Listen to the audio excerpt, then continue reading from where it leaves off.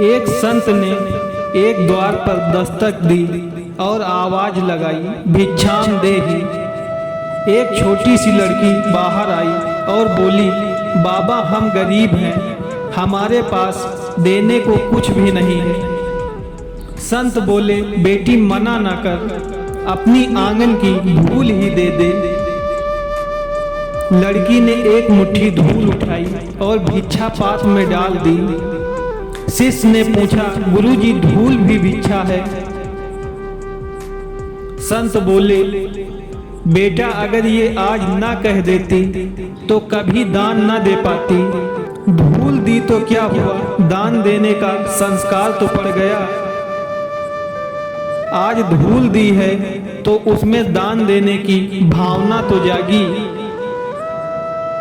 इश्क करना है तो पहला इश्क अपनी जड़ों से कीजिए, जिनसे आप सदाब हैं, यानी अपने देश से।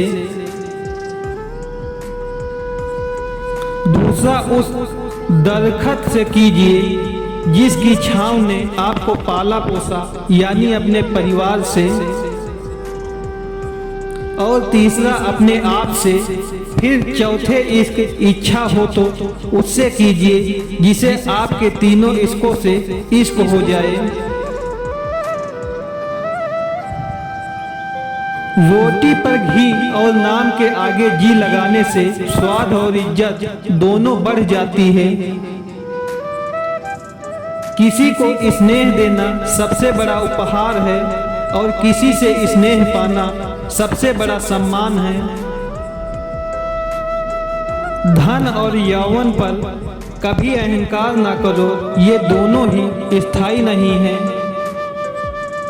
क्योंकि धन तो कभी एक स्थान पर रुकता नहीं, जो आज आपका है वो कल किसी और का होगा।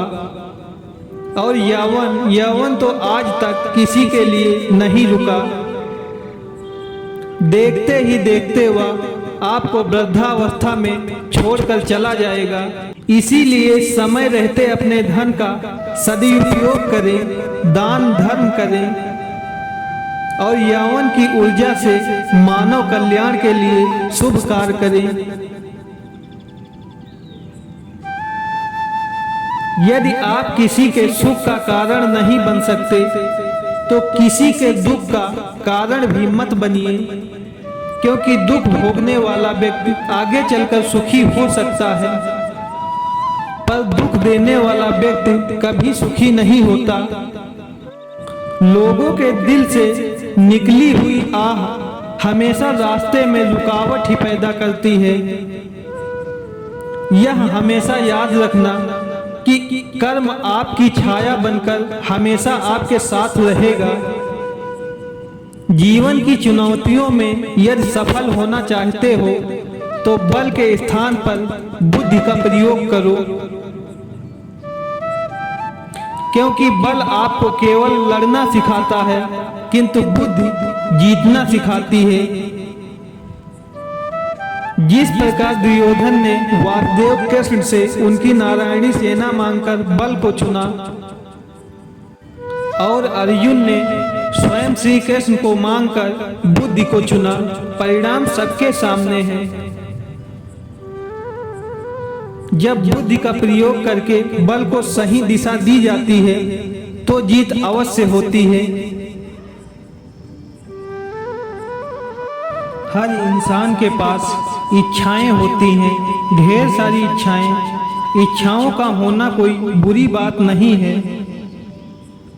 इच्छाएं ही इंसान को आगे बढ़ने के लिए प्रोत्साहित करती हैं, पर जब इच्छाएं अनंत हो जाती हैं तो वो सुकून को खत्म कर देती हैं।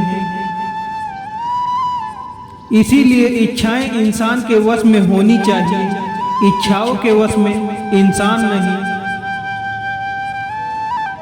धनवान बनने के लिए एक एक कण का संग्रह करना पड़ता है और गुणवान बनने के लिए एक एक क्षण का सदुपयोग करना पड़ता है। इस जीवन का पैसा अगले जन्म में काम नहीं आता, पर जीवन का पुण्य जन्मों जन्म आता है। अपने समय का सदुपयोग करें, अपने जीवन को सही मार्ग पर लगाएं।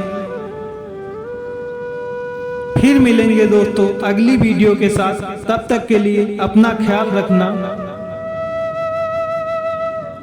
और हमेशा मुस्कुराते रहना।